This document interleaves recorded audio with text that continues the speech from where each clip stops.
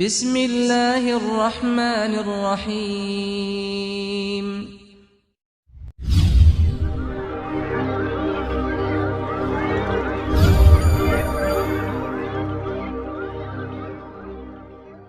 Programme تھا، ہمارے جناب حافظ فضل اللہ صاحب نے دعوت دی، اچانک ہم بھی وہاں پر پہنچے، تو وہاں جانے کے بعد الحمدللہ اس مجلس میں شرکت کیے۔ شرکت کے بعد ہمیں دیکھ کر بہت اچھا لگا کہ الحمدللہ حضرت جو ہے نورانی قاعدہ پڑھانے کا بہت ہی شفقت کے انداز میں، بہت ہی نرالے انداز میں بچوں کے ساتھ، طلباء کے ساتھ پیار محبت کے ساتھ کم وقت میں اور زیادہ تعداد میں طلباء کو کیسے پڑھائیں۔ بہرحال جب یہ چیز انوکھی ہم نے وہاں پر دیکھی تو حضرت سے درخواست کیے یہاں ہمارے شہر سنگنور کو تشریف لانے کے لیے، تو حضرت بھی جو ہے الحمدللہ فوراً ہمارے لیے وقت دے دیے، تیار ہو گئے۔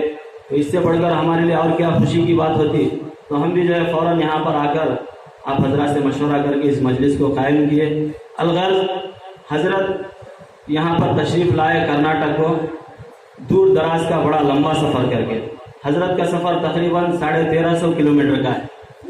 حضرت جو ہے اپنے بہت سارے مصروفیات کے باوجود اور ماشاءاللہ اللہ تعالی حضرت کے حیات میں برکت دے کہ حضرت کی جو ہے عمر تقریباً 60 سال ہے۔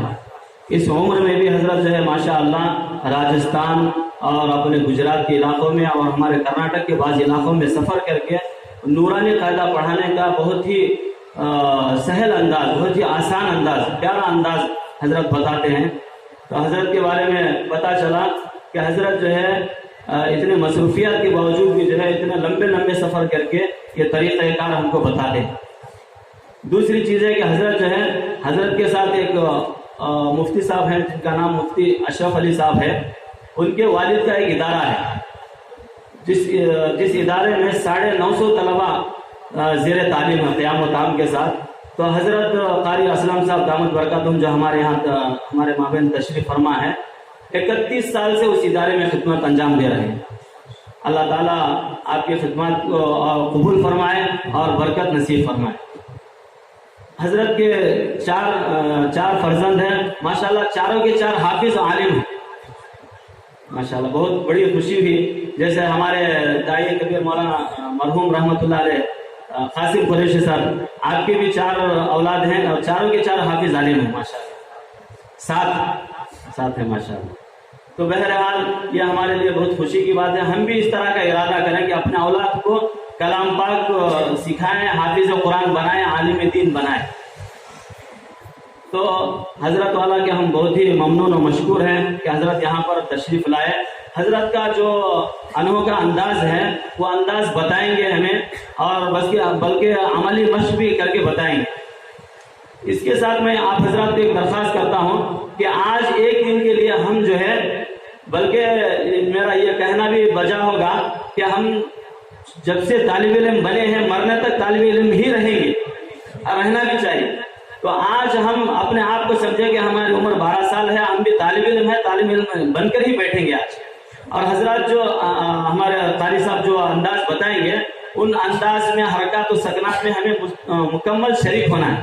جیسے بتائیں گے حضرت زبر کی علامت ہے، کھڑا زبر کی علامت یہ ہے، کھڑا زیر کی علامت ہے، جیسے ہمیں مشق کے طور پر بتائیں گے تو ان حرکات و سکنات میں ہمیں بھی شامل ہونا ہے، تبھی جا کر ہمارے مشق بھی مکمل ہوگی اور ہم بھی اپنے مکاتب میں مدارس میں طلباء کو ایسے ہی بتا سکتے ہیں۔ جب تک ایک عملی نمونہ ہمارے سامنے پیش نہ ہو، اس عمل میں شریک نہ ہو، تو ہمارے لیے وہ چیز ادھوری رہ جاتی ہے۔ تو اس لیے حضرت جیسا بتائیں گے، جس طرح کہیں گے، اس میں ہمیں مل کر کھل کر جو ہے اس میں شامل ہو جائیں۔ تو اس مجلس کو شروع کرنے سے پہلے جو ہے میں آپ کے ساتھ جو آئے ہیں مفتی اشرف صاحب دامت برکاتہم، میں ان کو دعوت دیتا ہوں کہ وہ یہاں پر آئے اور ایک مختصر 5-10 منٹ میں جو ہے جو تعارف پیش کرنا چاہتے ہیں یا طریقہ کار بتانا چاہتے ہیں وہ بتائیں۔ میں آپ کو ادباً گزارش کرتا ہوں، دعوت دیتا ہوں کہ وہ اسٹیج پر آئیں۔ مفتی اشرف صاحب دامت برکاتہم جو حضرت کے ساتھ تشریف لائے ہیں۔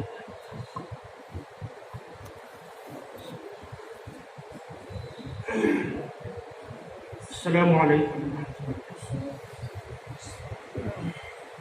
بسم اللہ اللہ الرحمن الرحیم۔ حدیث پاک میں اللہ کے نبی صلی اللہ علیہ وسلم نے فرمایا ہے خیرکم من تعلم القرآن وعلمہ، تم میں سے بہترین شخص وہ ہے جو قرآن پاک کو سیکھے اور سکھلائے۔ قرآن پاک کا سیکھنا اور سکھلانا یہ دونوں فضیلت کے حامل ہیں، اس لیے ہمیں بھی قرآن پاک کو سیکھنا بھی چاہیے اور سکھانا بھی چاہیے۔ سیکھنے سکھانے میں طریقہ تعلیم، سکھانے کا طریقہ عام طور سے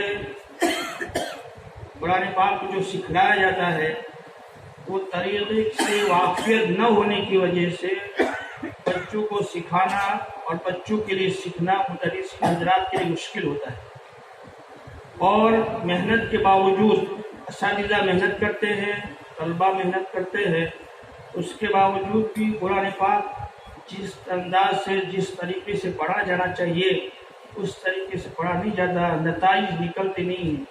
اس لیے حضرات کے سامنے ہم طریقۂ تعلیم پیش کریں گے۔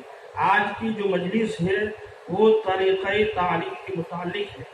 ہمیں بچوں کو، ہمارے بچوں کو آسان کر کے ہمیں بچوں کو سکھانا ہے، شفقت کے ساتھ سکھانا ہے، آسان طریقہ اختیار کرنا ہے، کیونکہ دین میں جتنی ہم آسانیاں پیدا کریں گے ہمارے بچے اس کو قبول کریں گے۔ اور حدیث پاک میں بھی آتا ہے یسروا ولا تعسروا، آسانیاں پیدا کرو سختی مت کیا کرو، کیونکہ سختی سے لوگ متنفر ہوتے ہیں، چھوٹے بچے متنفر ہوتے ہیں، اس لیے مکاتب سے جوڑتے نہیں ہیں، پھر مکاتب کا نظام درہم برہم ہو جاتا ہے۔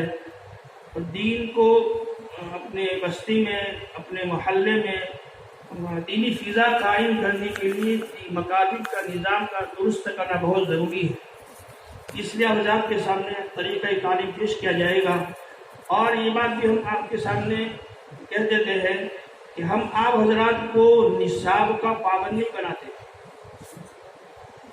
اور نہ کوئی کسی قاعدے کے پڑھانے کا ہم مکلف بناتے ہیں۔ ہم آپ حضرات کے سامنے صرف طریقہ تعلیم پیش کرتے ہیں، پڑھانے کا طریقہ۔ اب چاہے نورانی قاعدہ پڑھاؤ، چاہے بنیاد کا نصاب پڑھاؤ، چاہے کوئی سا کتاب، کوئی سی کتاب پڑھاؤ، کوئی سا قاعدہ پڑھاؤ، پڑھانے کا طریقہ یہ لے لو۔ تو آپ جو ہے جب پڑھانے کا طریقہ یہ اختیار کرو گے، اس کے نتائج، اس کے فوائد آپ شروع کرنے کے بعد دیکھو گے کہ جو بچے پہلے مکتب میں آتے نہیں تھے، بچوں کے لیے مکتب میں آنا بوجھ تھا، بچوں کے لیے مکتب میں آنا بوجھ بنا ہوا تھا، تو آج جو ہے بچہ دوڑ کے مکتب میں آئے گا، شوق سے آئے گا، خوشی سے آئے گا، دلچسپی سے بچہ جو ہے قرآن پاک کو سیکھ لے گا اور جو ہے ضروری باتیں بھی سیکھ لے گا۔ اس لیے ہمیں جو ہے طریقہ دیکھنا ہے، آپ حضرات کے سامنے طریقہ پیش کیا جائے گا۔ ہمارے مکاتب میں ہمیں بچوں کو تعلیم بھی دینی ہے، بچوں کی تربیت بھی کرنی ہے، یہ دونوں چیزیں ساتھ میں لے کر چلنا ہے، اور دونوں چیزیں آپ کے سامنے پیش کی جائے گی۔ زیادہ وقت نہ لیتے ہوئے ہم جو ہے طریقہ تعلیم شروع کر دیتے ہیں۔ اس لیے وجہ سے درخواست ہے کہ آپ حضرات جو ہے اچھی طریقے سے اس کو سمجھے اور اپنے مکاتب میں اس کو شروع کر دیں۔ کوئی بات سمجھ میں نہ آئے، اگر آپ نے کام شروع کیا، کوئی مشکلات پیش آئی ہے، کوئی الجھنیں پیش آئی ہے، ہم آپ حضرات کو اپنا موبائل نمبر بھی دیتے ہیں۔ آپ موبائل نمبر سے ہم سے رابطہ کریں، ہم سے جو ہے فون سے بات کریں، تو انشاءاللہ اس کا حل جو ہے فون کے ذریعے سے آپ کو بتائیں گے۔ کسی بھی طریقے سے ہمارے بستی میں، ہمارے محلے میں، ہمارے ہر گاؤں میں مکاتب کا نظام درست کرنا بہت ضروری ہے، اور اگر ہم محنت کریں گے، فکر کریں گے، انشاءاللہ آہستہ آہستہ جس طرح گجرات میں ہے اور ضلعوں میں جو ہے مکاتب کا نظام چل رہا ہے، انشاءاللہ یہاں بھی قائم ہو جائے گا۔ صرف یہ ہے کہ آپ کو فکر لینے کی ضرورت ہے، اور آپ یہ طریقہ اختیار کریں۔ بچوں کو ماننے کے بعد پھر آپ کو سامنے آتی رہے گی۔ ہمارے بچوں کو شخصیت کے ساتھ پڑھانا ہے، محبت کے ساتھ پڑھانا ہے، ہمارے بچوں کو بالکل مارنا نہیں ہے، مارنا تو دور کی بات ہے، ڈانٹنا بھی نہیں ہے۔ بچے نے سنا دیا تو ہم کہیں گے ماشاءاللہ بہت اچھا سنا ہے، اگر غلطی کی ہم پھر غلطی کی اصلاح کریں گے، پھر بتائیں گے، ایک بار بتائیں گے، 10 بار بتائیں گے، لیکن بچوں کو ڈانٹیں گے۔ تو اور دوسری بات یہ ہے کہ بلیک بورڈ سے چھوٹے بچوں کو کوئی بات سمجھانا ہوتا ہے تو بلیک بورڈ سے بات جلدی سمجھ میں آتی ہے، اس بات کو ہم نے نہیں سمجھا ہے. یہ اسکول والے اور دوسرے لوگ جو ہے اس بات کو سمجھے ہوئے ہیں. اس لیے دنیا میں کوئی سی زبان پڑھائی جاتی ہے اس زبان کو سکھانے کے لیے بلیک بورڈ کا سہارا لیتے ہیں. بلیک بورڈ سے بچوں کو سمجھاتے ہیں. بیک وقت 50 بچے، بیک وقت 100 بچے بھی بلیک بورڈ سے بات سمجھتے ہیں. اور آپ الگ الگ سمجھاؤ گے تو بچے سمجھ نہیں پائیں گے. اس لیے حضرات سے درخواست ہے کہ اپنے مکاتب میں، اپنے مدارس میں بلیک بورڈ کا استعمال کرے. کوئی بات سمجھانی ہے تو بچوں کو بلیک بورڈ سے سمجھائے. انشاءاللہ جو ہے آپ حضرات کے سامنے پیش کیا جائے گا. آپ حضرات کی اچھی طرح دیکھیں، ہم سب کو ان باتوں پر عمل کرنے کی